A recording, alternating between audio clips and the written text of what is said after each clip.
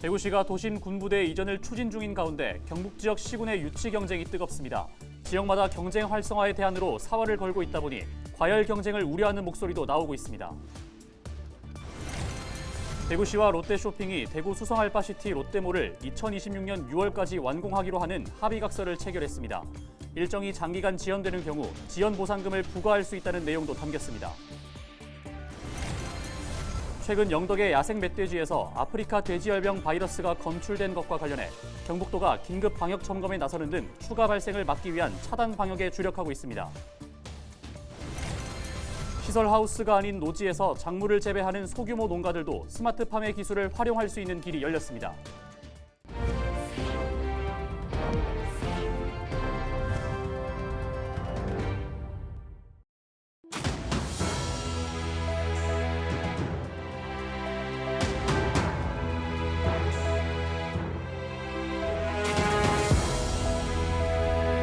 시청자 여러분 안녕하십니까? 헬로티비 대구 경북 뉴스입니다. 대구시가 도심 군부대 이전을 추진 중인 가운데 경북 지역 시군의 유치 경쟁이 뜨겁습니다. 지역마다 경제 활성화의 대안으로 사활을 걸고 있다 보니 과열 경쟁을 우려하는 목소리도 나오고 있습니다. 이하영 기자가 보도합니다. 대구 군부대 이전 논의가 본격화된 건 지난해 9월. 홍준표 대구시장이 자신의 SNS를 통해 군부대 이전 의사를 밝히며 시작됐습니다. 현재 군부대 이전을 희망하는 지역은 영천시와 상주시, 군위군, 의성군, 칠곡군 5곳으로 유치를 둘러싼 경쟁이 치열합니다. 지방 소멸을 막고 경제 활성화의 대안으로 군부대 유치를 원하다 보니 지역 간 과열 양상을 보이면서 우려의 목소리도 커지고 있습니다. 연일 지역에서는 큰 소리로 각자 군부대 유치의 타당성을 내세우기 위해 각종 홍보와 광고로 가득 채우고 있습니다. 이는 결코 우리 경북의 화학과 발전에 도움이 되지 않는 소모적인 논쟁거리가 될 수밖에 없다는 것입니다. 정 의원은 지나친 경쟁을 막기 위해서는 도 차원에서 계승적 합의를 통해 단수 또는 복수의 후보지를 국방부에 건의해야 한다고 제안했습니다. 이에 대해 이철우 도지사는 군부대 이전이 쉽게 결정이 나는 것은 아니라며 시군과 협의해 상생의 길을 찾겠다고 답변했습니다. 우리 5개 시군에서도 좀 자제하시고 물밑에서 적극적으로 해야 돼요. 도지사가 더 상세히 파악해서 그렇게 하도록 하겠습니다. 너무 지나친 경쟁을 삼가해 주실 것을 이 자리에서 특별히 말씀드립니다.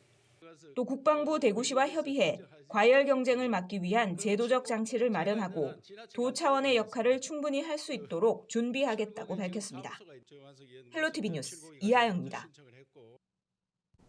대구시 수성 알파시티에 들어설 예정인 롯데 복합 쇼핑몰이 2026년 9월 문을 열 전망입니다.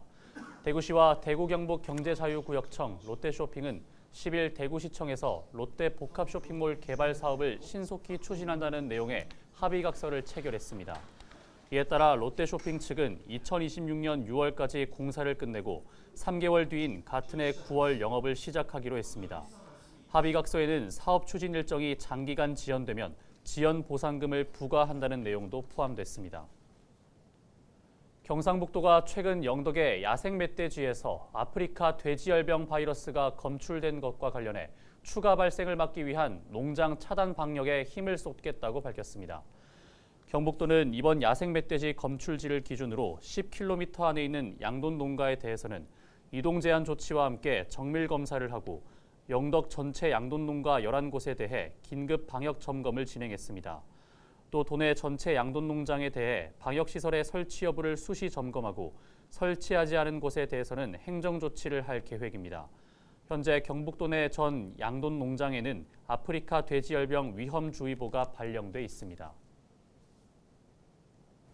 흔히 스마트팜이라고 하면 대형 비닐하우스나 건물에서 최첨단 설비로 작물을 키우는 모습을 떠올리실 텐데요. 설치 비용이 많이 들기 때문에 소규모 농가가 시도하기에는 어려운 점이 많습니다. 그래서 기존에 농사를 짓던 노지에 첨단 기술을 더하는 방식이 농민에게 호응을 얻고 있는데요. 서희동 기자가 소개합니다. 영주시 풍기읍의 한 샤인 머스켓 농가. 노지에 비가림 시설을 해놓은 곳으로 언뜻 보기에는 특별한 점이 없습니다. 비밀은 바닥에 숨겨져 있습니다. 비가 내리면 자동으로 바닥에 비닐이 펼쳐지고 완전히 그치면 접히는데 빗물이 땅에 흡수되는 것을 막는 기술입니다. 사람이 하면 노동력과 시간 소모가 큰 일이지만 기계가 빠르게 척척해내니 토양의 적절한 수분 상태를 1년 내내 쉽게 유지할 수 있습니다. 비감지 센서와 기상 측정 시스템이 날씨를 분석해 적절한 생육 환경을 계속 유지하고 모든 설정은 원격으로 쉽게 할 수 있습니다. 바닥을 자동화하니까 일하는 시간도 줄어들고 불이 병도 적어지고 생장도 잘 되는 것 같아서 좋아지면서 당도가 특히 높아져서 만족하고 있습니다. 부석면의 또 다른 농가. 약 8,200제곱미터 면적의 노지에서 사과나무 1,200그루 정도를 키우는데 물탱크에 물을 채우고 관수 밸브를 여닫기 위해 걸리는 시간만 한 번에 5시간 정도입니다. 물 주기 위한 이동 거리가 멀어서 시간적 소비가 많았고 급수 시 물 넘침에 따른 전기와 물 소비도 많아서 정신적으로도 스트레스를 많이 받았습니다. 이곳은 지난해 전자동 관수 시스템을 설치했습니다. 스마트폰만 있으면 어디서든 물탱크 확인과 관수 밸브 조절이 가능해 노동력과 시간 소요가 획기적으로 줄었습니다. 이렇게 노지에 스마트 장비를 도입한 곳은 현재 영주시의 총 5농가로 앞으로는 빠르게 늘어날 전망입니다. 보통 스마트팜이라 하면 대규모 시설 원예 쪽으로 생각을 하시는데 실제로 소규모 농가에서도 적용이 가능하며 스마트팜을 하게 되면 노동력 절감은 물론 고품질 농산물 생산을 할 수가 있어서 고소득이 기대가 됩니다. 그래서 저희 농업기술센터에서는 점점 더 확대 보급할 계획입니다. 영주시는 스마트 설비 운용에 따른 농가의 전력 소비 부담을 줄일 수 있도록 태양광과 풍력을 이용한 소규모 자가발전 시스템 교육과 시설 보급에도 나설 계획입니다. 헬로티비 뉴스 서희동입니다.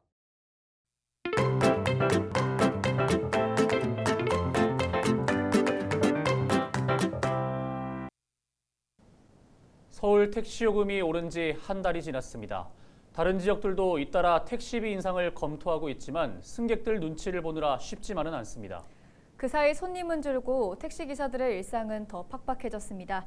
기자가 간다에서 택시기사의 하루를 담아봤습니다. 정신없이 오르는 물가에 택시비마저 오른다고 하니 한껏 얇아진 지갑 걱정에 소비자들의 한숨이 짙습니다. 하지만 택시기사들도 웃을 수만은 없습니다. 오늘 기자가 간다에서는 택시기사의 하루를 따라가 봅니다. 오전 10시 반, 조금 늦게 영업을 시작했습니다. 평일에는 손님이 많지 않은 탓입니다. 요즘 어때요? 물가가 오르고 아무래도 손님들이 없죠. 30분이 지났지만 손님은 구경도 못했습니다. 결국 가까운 택시 승강장으로 들어왔습니다. 이제부터는 기다림의 시작입니다. 보통은 그럼 이렇게 기다리시겠네요. 그렇죠. 콜 들어오지 그렇죠. 않으면. 아니면 이렇게 마냥 기다리고 여기서 어떤데 여기서 1시간이 이러고 있을 때가 있어요. 승강장에서 기다린 지 50분 만에 드디어 첫 손님을 태웠습니다. 가까운 거리여서 기본 요금만 받았습니다. 손님을 내려주고 나니 벌써 점심시간입니다. 50분 정도 기다려서 3,800원 벌었네요. 네. 벌써 지금 12시인데 식사는 보통 어떻게 하세요? 저는 이제 집이 가까우니까 집에 가서 먹고. 근데 식당 물가도 많이 올랐잖아요. 3,800원 벌 날 같은 경우에는. 마이너스죠, 마이너스. 점심을 거르고 다시 승강장으로 돌아갑니다. 손님은 없고 손님을 기다리는 택시만 긴 줄입니다. 차라리 손님이 좀 많으면 계속 회전이 되면은 시간도 잘 가고 지루함도 덜하고 뭐 이럴 텐데. 최근 서울 요금은 30% 가까이 올랐지만 다른 지역은 인상안을 검토만 하고 있습니다. 하지만 손님 수는 요금이 오르지 않은 곳도 함께 줄었습니다. 승객들 많이 아니요, 전혀 없습니다. 이거 코로나 때보다 더 심합니다. 경제도 안 좋고 택시비 인상됐다고 지금 생각하시는 분들이 많아요. 지난해로 비교하면은 3분의 1 이상 준 것 같아요. 유류비는 오르는데 택시비는 몇 년에 한 번 오를까 말까. 개인 택시라고 상황이 딱히 나은 것도 아니지만 산업금을 내야 하는 법인 택시 사정은 더 어렵습니다. 저희는 여기서 24시간을 이루고 있어도 산업금 입금도 안 되니까 그만큼 더 운행을 해야 되고 저희들이 가져가는 수입은 적고. 아예 다른 업종을 찾아 떠난 동료도 많습니다. 기사 수가 줄수록 택시가 없다는 승객들의 불만만 늘어납니다. 모르 같은 경우는 또 잡았어요. 한참 만에 코를 잡았습니다. 이번 승객에게는 택시비 인상에 대한 생각을 물어봤습니다. 물가가 뭐 다 전체가 오르니 어쩔 수 없는데 좀 부담이 되죠. 좀 많이는 올리지 말았으면 좋겠어요. 3시간 가까이 번 돈은 13,300원. 최저시급보다 적습니다. 하지만 택시비 인상을 향한 승객들의 시선은 유독 따갑습니다. 20년 넘게 택시 영업만 해온 택시기사도 사회의 인식은 여전히 넘기 힘든 장애물입니다. 물가가 오를 만큼 우리도 택시 요금도 올라야 되는 게 맞는데 또 시민들이나 손님들 입장에서는 또 그렇게 생각을 안 하잖아요. 전혀. 허리가 휜다는 말이 저절로 나오는 요즘입니다. 나비 효과처럼 오르는 물가부터 잡지 못한다면 승객도 택시기사도 허리가 휘는 건 마찬가지입니다. 기자가 간다, 이세진입니다.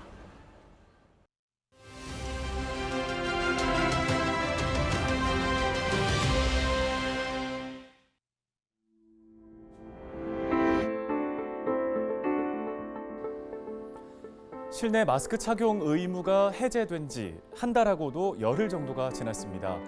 이제는 거리를 걷다 보면 마스크를 안 쓴 사람이 쓴 사람보다 훨씬 많이 보이기도 하죠. 방역당국은 다음 주 중앙재난안전대책본부 논의를 거쳐서 현재 남아있는 대중교통 마스크 착용 의무 해제를 논의할 계획입니다. 앞서 국가감염병 위기대응 자문위에서는 전문가 다수가 대중교통 마스크 의무 해제에 긍정적인 의견을 낸 것으로 알려졌는데요.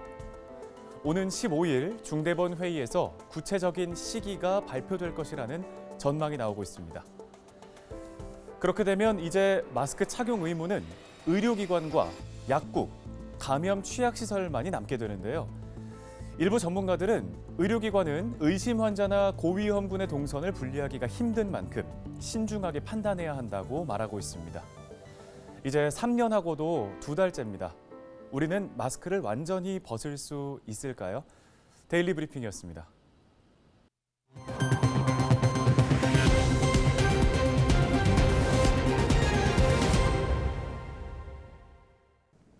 10일 대구 두류정수장에서 미나리와 삼겹살을 시중가보다 저렴하게 판매하는 직거래 장터가 열렸습니다.